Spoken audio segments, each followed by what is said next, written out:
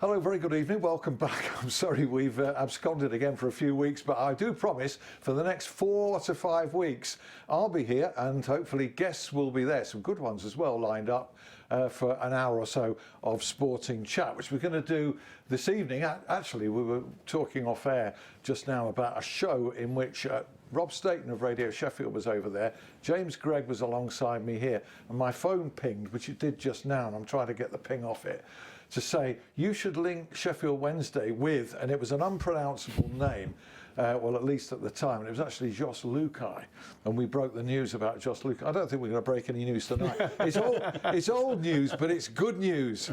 It's a 1990s nostalgia show. The author of What Was Football Like in the 1990s, Richard Crooks, is with me, and my old friend Jamie Hoyland, beloved of Blades fans from that particular era as well. Certainly which is a reason I invited you in. I'm delighted you've made it as well, Jamie.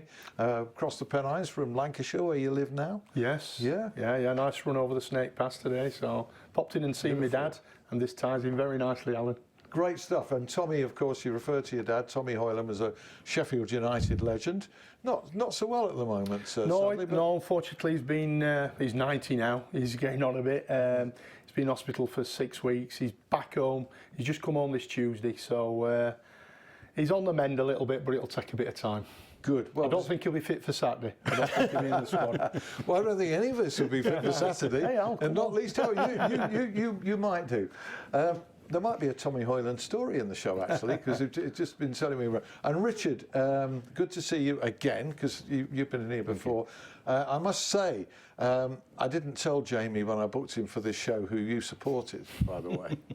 I kept it from him. Well done. Well done. Yeah. So we've got a Blade and we've got an Owl. Of a sort of similar vintage to me, although look, he signed it to me here, which is great.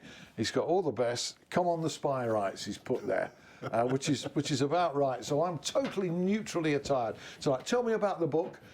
You kicked off with football in the 60s, didn't you, a few years back? Yes, I did, and the reason for start writing was took my grandson to his first game, Reading v Wednesday, and he was 8, and I was thinking, wow. This was 2015. This is totally different from when I went to my first game at Hillsborough in 1964.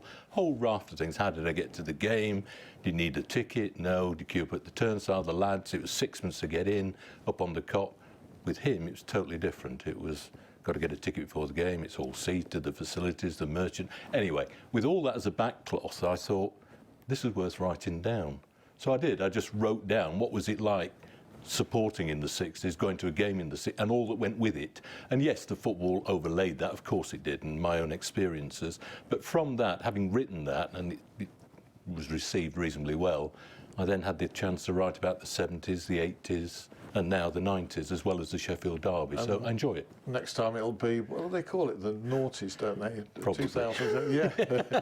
I hate some naughty stories as well coming up. You could tell some naughty stories about the 90s, couldn't you? I certainly could, yeah. I'll save them, though, for me after dinner thing I've got coming up in there. Do you do that after next week? Yeah, to be honest, yeah. I finished up doing, for good lads, Chris Brown and John Parkin, I finished up doing Under the Cosh. Ah! And yeah. I got a telling off actually for my dad for that, because I swore a little bit on that.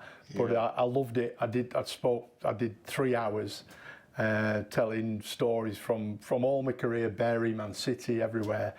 And from it, I've got a little bit of work where I'm doing a few after dinners and stuff. So, yeah, and actually it's great because I just love talking about football. Yeah, and you've got that catchword, marvellous. Absolutely marvellous, which you use, absolutely yeah. marvellous, which you use all the time. Kevin Lynch, I saw it Under the Cosh with the referee, Kevin Lynch. Oh, it was just very good. Funny is that? It's brilliant. And I know Kevin. The funny thing is, about Kevin Lynch, I often see him at Bramall Lane because he hosts in one of the lounges there.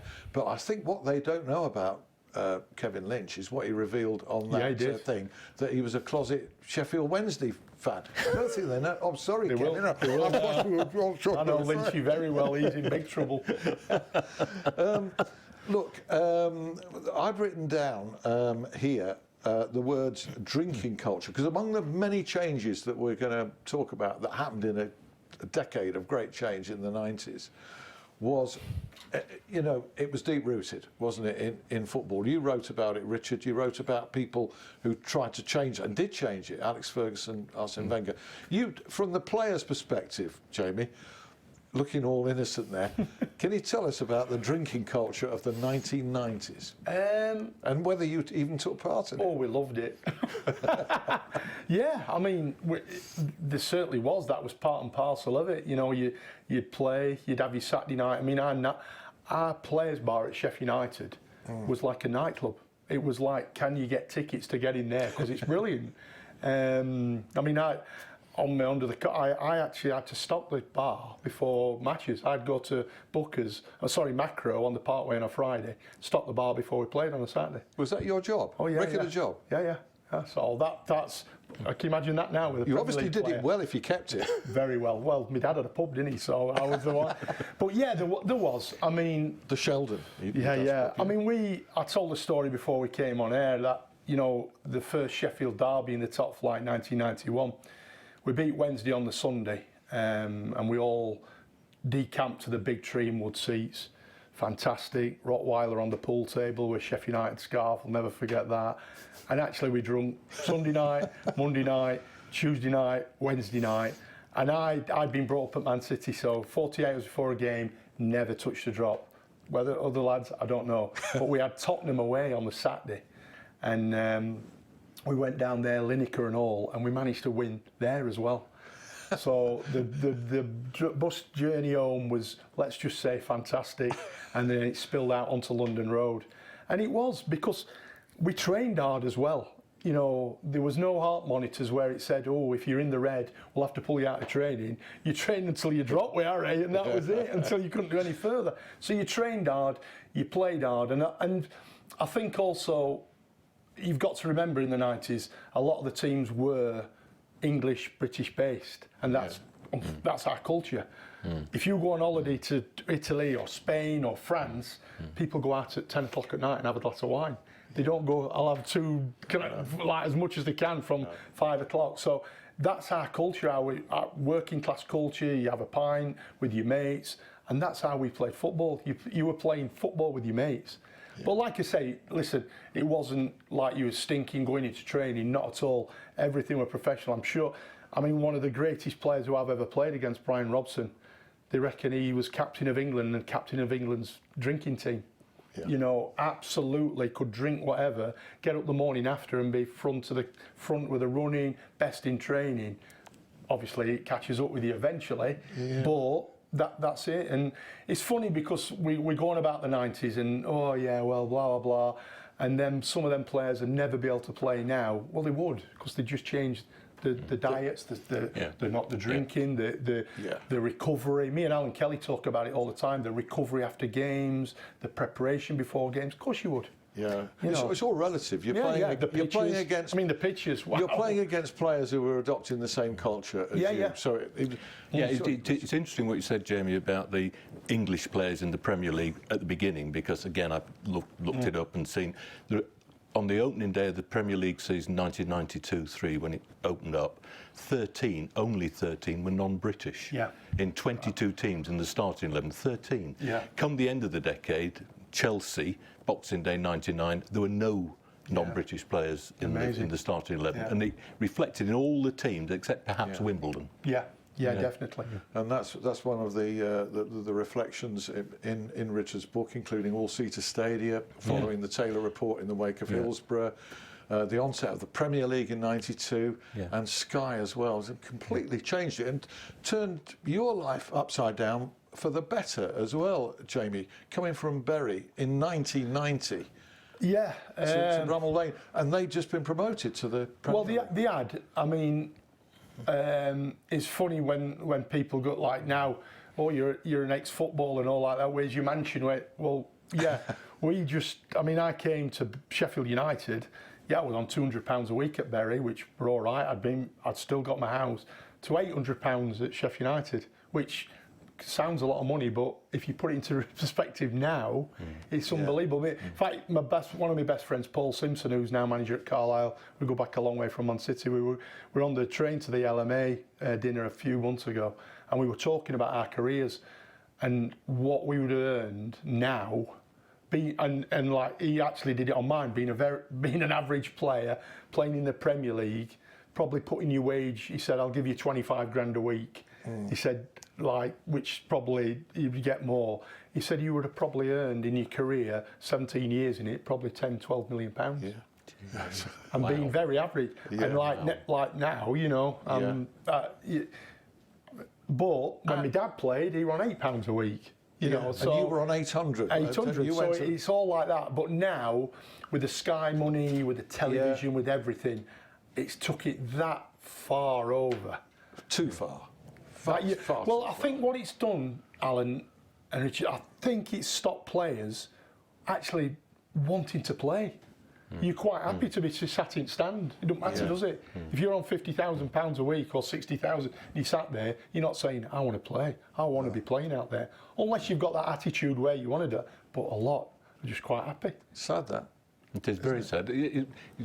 Players got to have the innate hunger and desire. They've got to want. But presumably the manager, when you select it in the recruitment process, says, "Yeah, we've checked this out. That player's got it. That player hasn't." Yeah. And this is what Jamie does now, just sort of bringing that right round full circle.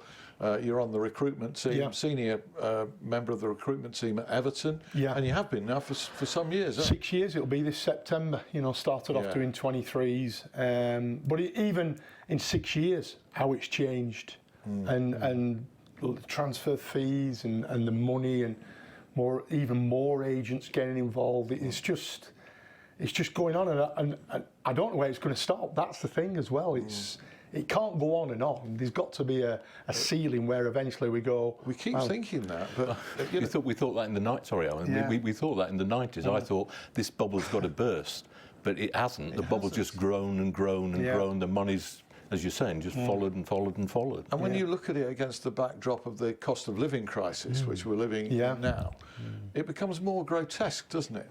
Yes. You know, there's no sign of salaries sort of levelling out, of transfer fees levelling out. Not at all. It becomes, you know. But the thing with that, Alan, is people want it now, don't they? They can't wait for it to start. Whether you support, I know it sounds that whether you support Crawley or Liverpool or Man United, as a football fan, you can't wait. So you that's true. You're going, true. and that's true. We were talking before, Richard ran about, like he lives down and he comes up still to see Wednesday. And he went, you know, I know you think, no, not at all, because I'm a football fan. Yeah. And if you're a football fan and you have that passion for it, it don't matter. You're an addict, aren't you? You are an addict. You cannot get off the. No, you cannot get off it. Absolutely. Same thing. You try. My wife's all the same. But I said, face it, Alan. Eventually, nobody's going to want you to report games on a Saturday. I said, but I dread that thought. You know. Sure. Yeah, exactly. I've got to live without that. You know. Yeah. It's a nightmare. Yeah, it's a drug. It absolutely is a drug. Yeah, it is. No question. Football. It is. Yeah, and even when you look, that's part of it. And the story that Jamie told about that, you know, mammoth drinking week at Sheffield United started with a victory over your team, a game that undoubtedly you were at, Richard. I was, and the game from my view, and I can remember it very well, it was the first back in the top flight for 25 years, and more particularly, your team was up for it, ours really wasn't. Looking at it from the stand, we weren't up for it. Everything that the Blades put into it, Wednesday seemed to be backing off and they were setting to the ball, and an objective view would be they deserved it. And there was an element of complacency, did you feel, about Wednesday's performance on that occasion? Yes, I think so. It looked as though, hang on, we're going to turn up, we've got better players, we've got this, we've got that. But no, the desire, the hunger, everything was there. And that wasn't the only time that happened, was it, in these derbies in the No. in the 90s? Well, other than semi-final, which other than the semi-final, the big one, But yeah, that's we should have played that Ellen Road. It would have been all right. Yeah. Well, that game which is on about, I remember the kick-off and the noise and everything, and then there was a big skirmish. Hursty went in and there were, I remember all of us were in, there were all 11 of us. I think Nigel Jemson, I think he got picked up then, that was saying how, and there were a lot of Wednesday players on the periphery of it thinking, oh wow. I remember looking at Roland Neilson, the fullback running role, and him just thinking, what is going on here? Because there were me, Brads, Mitch and Dane, all Sheffield lads, who were like, wow, this all Blades as well. This matters. and it was just like, whatever it takes, we're going to win this. Yeah, you raised a really interesting point about the semi-final, and it was originally going to be at Elland Road, which wouldn't have been big enough, by, and it's in your book, Richard, about the furore that eventually led to it being at Wembley, which was great because there was a huge crowd there, and Sheffield was empty. But from your perspective, I got the feeling certainly that you've tried to play a slightly different game because you were at Wembley. Yeah, definitely, because it's like, we're at the home of football, it's nice, it's a carpet, we've got and it didn't. Elland Road would have been muck and nettles, pitch weren't very good, we'll have a go at Wednesday. It's intense as it was, it suited them, they've got loads of internationals. In fact, Danny played that day, I think Paul Warhurst, loads who played, who'd have been through it, had the experience, and it was like, I mean, if it weren't for my brother-in-law Alan Kelly, we would have probably lost 10-1 that day, and we thoroughly deserved to lose 10-1. We got absolutely pasted. In that Cut that bit. In that semi-final, it's probably the best atmosphere I've been in, and I'm saying that as a Wednesday. I would have thought before the game and everything else, the United-ites would have felt exactly the same. As a player, how did you feel about the atmosphere at Wembley? It was a buzz. It's funny because a lot of people ask me that when have you played at Wembley? Yeah. Have you played at Man United? Yeah. And the bigger the stadium, the bigger the crowd in there, there's an atmosphere, but it's just a buzz. It's just when you're there, you just get lost on the pitch. Rather than you can hear all the crowds and the singing. You can't. It's just noise. Background noise. Yeah, background. I mean, big background noise, but it is. Yeah, very different than when you're playing, like I'm sure the lads who play a Wednesday when they're at Hillsborough, and when we played at Bramall Lane, suddenly something had happened and the roar from the crowd, and woof, as a team you'd do that. At Wembley, it didn't seem to be like that, because I think there's that many people in, and it just became one mass of noise, really. Yeah, I know one of the things we were talking about before the show was that Dave Bassett, who was manager during some of the greatest times of the modern era for Sheffield United, wasn't given the credit for the far-sightedness that he showed in his approach. There was the drinking culture at every football club, but other than that, there were some things that went under the radar. Well, you just happened to mention, like we're talking about the 90s, the Wenger period, and how he introduced this and that. Harry was before Wenger. Our diet was, you'd go away on a Friday on the way down, they'd be grazing on cereal bars, stuff like that. You get there, up to your room, back down, pasta, soup, pasta, fresh fruit. Then you'd have to come down at 10 o'clock for grazing again with cereals, stuff like that. We had a fitness coach who we trained at Don Valley, Ed Baranowski. We called them the Chuckle Brothers, Ed and his partner. And we do running, we do individual running, we'd have individual weights programs for everybody. We had a psychologist, Andy Crane, who finished up working for the FA. We had a video vault built at Bramall Lane where, they'd be clipped up different stuff for what you were doing, what the opposition were doing. And you've got to remember, this is early 90s. Yeah. And now clubs talk about it now as if, we've got this, we've got that. We had that then.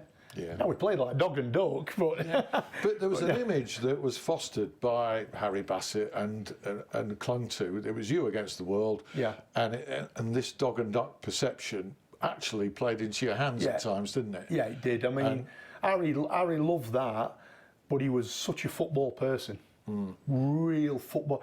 He knew about everything. We'd be watching videos on, funny really, like AC Milan, Maresi, Maldini, and how they came tight and all like this. We were watching that and thinking, we're Sheffield United, sort of thing. But what he was trying to say is, that's what we've got to do, and to show it on video, which nobody did at the time. No, he did. And he was brilliant, and he got as fit as anything. So when you're playing against better teams like Wednesday who had better players, you could outrun them. And if they dropped their level, their attitude, we'd beat them. Better teams with better players. You won't get a lot better than that from a No, it's not- ex-Blade to an Owl. I'm very pleased to hear it, Jamie. Thank you. It's on record. Oh, no. Oh, when you got Chris Waddle and them sort of players in your team, you know. Sure. I mean, Yeah. and also there was a different persona about the managers of the time, wasn't there? Yeah. Ron Atkinson no and Trevor doubt. Francis, completely and utterly different. Yeah. You know, and yet there were great pals, all of those across the city for all the differences. I think one of the great things about this book is, you know, it painstakingly and very thoroughly researched, is that it's crucial that I think it's from the perspective of a match-going football supporter. I don't think if it was a dry historical study, you know, it clearly meant a lot to you, Richard, those times. Yeah, Alan, thank you. Yes, I mean, it's how I felt. I tried particularly, the occasions I put into the book about certain games, it's what it was like to be there. I'd like the reader to actually understand and feel that's what it was like. So like the FA Cup semi-final for one, the 91 win at Wembley against Man United in the Cup, the Rumbelows Cup, what it feels like. And it will be the same for Blades games, but I think that's very important to try to get that across as well. And what it felt like when you lost as well, the devastation. I found myself sort of feeling for you, you know, in that book, really feeling for it, because you took it home. I'm sure you did. Oh, absolutely. And the worst one, I think, yes, the Derby defeats, no question. The Derby defeat at Hillsborough 3-1 when I think it was Bobby Davison. Yeah, Bobby Davison. Put the whole what's it up Chris Woods in the Wednesday goal, but again, you deserved it. But I don't like saying it, but you did. You undoubtedly did. You were up for it. But the one with the FA Cup final, the replay, that was just devastating. Absolutely devastating. We've got a great Chris Waddle story in part 2. We mentioned him. We'll save that for part 2. But a Tommy Hoyland story, because you've visited your dad today, and he was telling you something that startled you. Yeah, we were just on about actually football now and players, and in fact we were on about Chelsea last week. Tuchel moaning that the players flew up, but the staff had to come on the bus. And my dad went, they had to come on the bus. He went, he said, I'll tell you what, he said, we were playing Arsenal, I don't know if it was Boxing Day or around that time. He said, I'd got the tram down. He said, I was living up, Wordsworth Avenue around there. He said, I got the tram. He said, as we're approaching Sheffield, the fog's coming down. He said, suddenly gridlock. So he said, I had to get off at Ladybridge, which you've told me where it is now, Alan, around the Wicker. He said, I had to run all the way to Bramall Lane. He said, anyhow, I got myself changed. We beat Arsenal 3-0 and Tommy Docherty weren't very happy I played against him. Just like that. Yeah. I said, so no private jet or helicopter to get you there, Dad? He went, don't be so bloody daft. Take that, Thomas Tuchel. Yeah. Exactly. I'll tell you what, I'll ask him in part 2, because we're approaching the break now, about the week he's had and where he's been. I mean, we're in the wrong job here, Richard. I think so. We haven't been to the sort of exotic places that he's been. And he mentioned as well the Sheldon, because I remember that, because I used to take my car to the garage that was right next to the Sheldon. That's right, yeah. There was a garage, wasn't there? Yeah, there was. Yeah. Under the arch there. Yeah. Yeah, there was, I forget the guy that ran it. Yeah. But, so many memories, and I've got a note here of things that I want to talk to you about, and certainly the derbies, all-seater stadia. I mean, that was a massive development in football, wasn't it? Yeah, I think looking back, that was the foundation for everything. The all-seater stadiums under Taylor Report, 1990. Hold that thought. We'll come to that literally in 2 or 3 minutes with these guys. See you then.